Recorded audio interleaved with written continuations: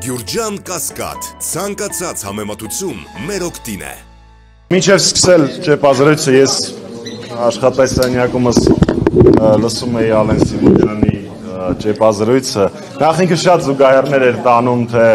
Ամերիկայի Միացյալ Նահանգների նախագահը նյարդայնանում է, թե ոչ, եւ այլն։ Իհարկե տարբեր երկրների տարբեր պաշտոնյաներ նյարդայնանում են, բայց ես չգիտեմ որևէ երկրի բարձրաստիճան պաշտոնյա, որ թքում է քաղաքացիների վրա, այս կամ այն առիթով այնպես որ նյարդայնանալու չափ ու սահման կա։ Նաև Նյուզեյեմի հարցին, եթե չեմ սխալվում պատասխանել, թե TV 5-ի հարցին պատասխանելից, պարոն Սիմոնյանը հարցնում է, թե որ միջազգային կազմակերպությունը, Եվրոպայի ժողովրդական կուսակցությունը, որը մեծամասնություն է կազմում Եվրոպական խորհրդարանում եւ իշխող դիրք ունի, այլ դրա անդամ կուսակցությունները եվրոպական երկրների զգալի հատվածում բանաձևով ճանաչել է, որ Արմեն Աշոտյանը քաղբանտարկյալ է ու իր նկատմամբ իրականացվող գործողությունները ունեն քաղաքական կրթապատճառ։ Նույնը արել է նաև կենտրոնամետ դեմոկրատների միությունը եւ մի շարք միջազգային ներկայացուցիչներ, անհատներ, կառույցներ, այնպես որ այս տեսանկյունից ես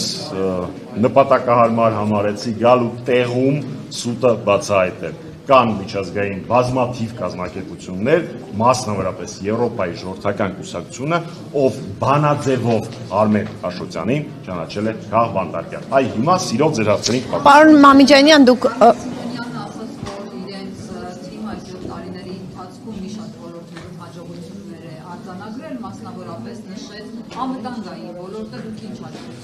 Ես կասեմ, թե հիմնական հաջողությունները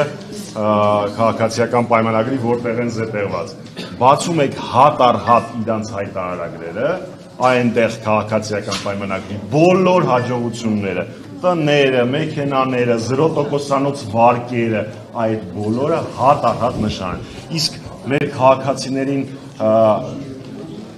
հերքել Ալեն Սիմոնյանի ասած, որ անվտանգության ոլորտում իրանք հաջողության են հասել, իմ իմանալով անվտանգ երկրներում ԱԱԾ-ն հեռախոսահամար չի տալի գերի ընկնելու դեպքում։ Իմ իմանալով անվտանգ երկրները էֆեկտիվ կառավարում են իրականացնում իրենց ողջ սուվերեն տարածքի նկատմամբ, այլ ոչ թե առնվազն 200 քառակուսի կիլոմետր բառացի գտնվում է օկուպացիայի տակ ու իրենք դրա հետ կապված ասում են, որ ոչինչ չեն անելու։ Իմիջիալոց պարոն Սիմոնյանը այսօր շատ հետաքրքիր բացահայտում արեց։ Ինքը ասեց, խոստովանեց, որ Հռոմի ստատուտի վավերացումը թելադրված է եղել ոչ Հայաստանի Հանրապետության մեջ գտնվող, այսինքն ոչ քաղաքացիների, ոչ իրանց կուսակցության, այլ ինչ-որ այլ ուժերի կողմից,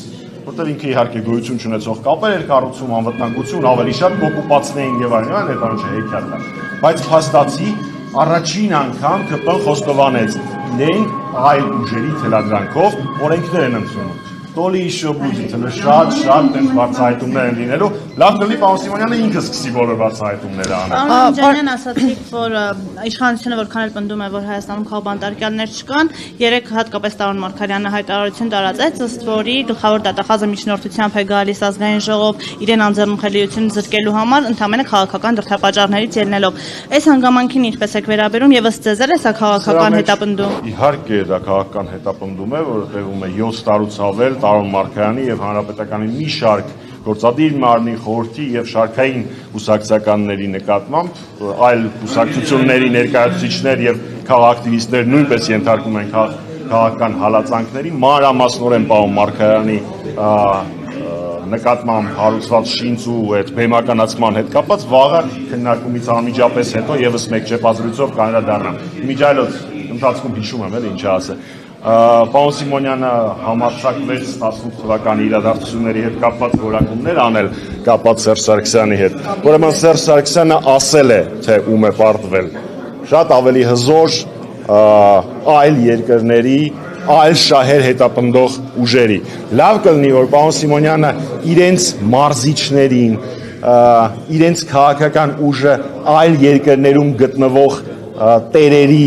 վերաբերյալ այտենց վստահաբար պնդումներ չանի, էլի մեկ էլ տեսար կարող է պարզվի, որ իրականում իրենց քշողները, իրենց քաղաքական ուժը քշողները, արտերկրյա իրենց տերերը շատ ու շատ ուրիշ նպատակներ ունեն, որոնցից մի մասը արդեն իրականացել է, մի մասն էլ հիմա փորձում են իրականացնել։ Պարոն Մամիկյանյան, վերջին շրջանում հայ-ռուսական հարաբերություններում ինչ որ ակտիվություն է նկատում քաղաքական վերլուծաբանները, մեկնաբանները, հեռախոսազանգեր եղան արտգործնախարարների ինտենսիվ 10 մի շաբաթվա կտրվածքով 2 քաղաքական խորհրդակցություններ։ Ալեն Սիմոնյանը պնդում էր, որ որևէ բան չի փոխվում։ Դուք միտում նկատում եք, որ փոխվում են։ Որևէ բան չի փոխվում։ Նիկոլ Փաշինյանը ունի արտաքին քաղաքական մեկ օրակարգ։ Այն ուժը կապ չունի թե երկրագնդի վրա որ երկիրն է, այդ երկիրը Հայաստանին ոնց է վերաբերվում, այդ երկիրը Հայաստանի հետ ինչ է ուզում անել։ Այն միջազգային ուժը, որը կապահովի իր վերարտադրությունը, իր իշխանության մնալը, նրա հետ ինքը պատրաստ է մի այլ կարգի բարիդրացիական հարաբերություններ պահպանել։ Այնպես որ այո, ոչ մի բան չի փոխվել։ Փաշինյանը շարունակում է տեր մանգալ։ Ռուսաստանի հետ անվտանգային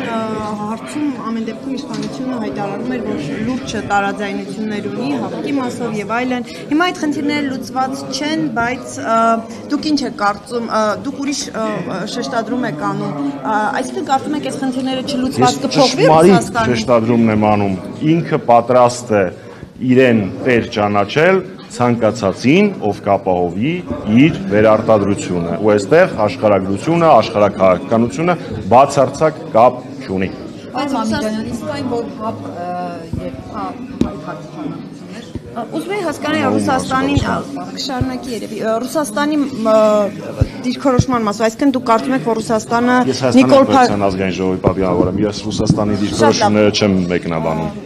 Նիկոլ Փաշինյանը կարծում եք իդեմ Ռուսաստանի քաղաքական հենարան է տեսնում Ես նման բան չասացի, ես ասացի, որ Փաշինյանը տեր է ման գալիս։ Իմ հարցը որ իրեն Տեսականադառնամ, հարց չեմ լսել ձեր կոնկրետ հարցը։ Քանի որ հապ անդամենքից մեզ երրորդ երկրներ համբուրս զենք են վաճառում, դա մեր դիվանագիտության աներկվա հաջողություններից մեկն է։ Դուք դա հաջողություն համարում եք թե չէ, ու այդ զենքը Ես թվեր եմ սիրում։ 50-ից 60 հազար տոննա սպառազինություն անվճար։ Սերժ Սարգսյանի իշխանության տարիների ընթացքում տրվել է Հայաստան։ Բացի դրանից,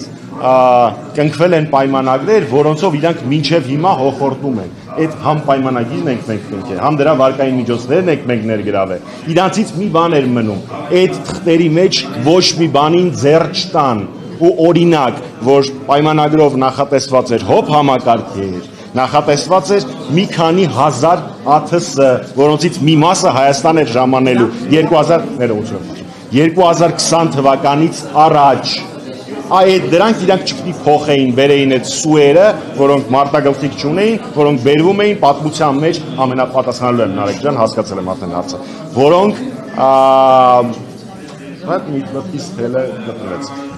բերելու են շնորհակալություն, որոնք բերելու են պատմության, մարդկության պատմության մեջ ամենաթանկ սելֆիի համար օգտագործվող սուերը, որոնք մարտագլխիկ չունեին։ Ենթադրում եմ, որ պարոն Կիրակոսյանը հարցնում էր այդ սպառազինության որակի վերաբերյալ։ Գիտեք, աշխարհում հիմա էլ են ընթանում, ցավոք սրտի ընթանում են կոնֆլիկտներ, որտեղ այդ զինատեսակները օգտագործվում են, ես ռազմական փորձագետ չեմ, բայց համենայն դեպս գոնե իմ եւ ձեր գիտելիքի այդ ոլորտում մակարդակով չեմ կարծում, որ հնարավոր է ասել, որ դրանք մարտունակ զենքեր չեն։ Գուցե աշխարհում միշտ էլ կա ավելի պակաս արդյունավետ զենքեր, բայց ներողություն եմ խնդրում, նույն մեր իշխանության տարիներին Հայաստան էր բերվել Իսկանդեր զինատեսակը, ներողություն, այս շատ լավ արեցիք, որ հարցրեցիք, ուրեմն Իսկանդեր զինատեսակը առհասարակ զենքի վաճառքի հետ կյանքում մի անգամ դրա մասին կարդացած մարդը գիտի, որ զենքի վաճառքի պարագայում գոյություն ունի end user agreement, որը ստորագրվում է եւ այդ պահից հետո զենքի կիրառումը հանձնվում է այն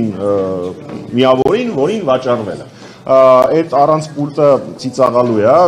բան հոչի, հեռուստացույց չի այդ անտերը առանց պուլտ վաճառվի, մեկ, երկրորդ, ավելի լավ կլինի իրանք պատասխանեն, իսկ ում հանճարեղ մտքի թռիչքն էր Իսկանդերի կիրառումը անել ըստ մամուլում տեղեկությունների Շուշիի վրա, այլ ոչ թե այն ժամանակ պատերազմի սկզբնական փուլերում, երբ տարբեր հատվածներում դա եղել է հոկտեմբերի առաջին կես մոտավորապես։ երբ Իսկանդերը իր մարտական խնդիրը ամբողջությամբ կլուծեր այն պահերին, երբ թշնամական զորքերը վերախմբավորման փուլում էին, առկա էր մեծ կուտակում մարդուժի եւ զինտեխնիկայի ու այդ պարագայում Իսկանդերի օգտագործումը շատ ու շատ ավելի արդյունավետ էր լինելու։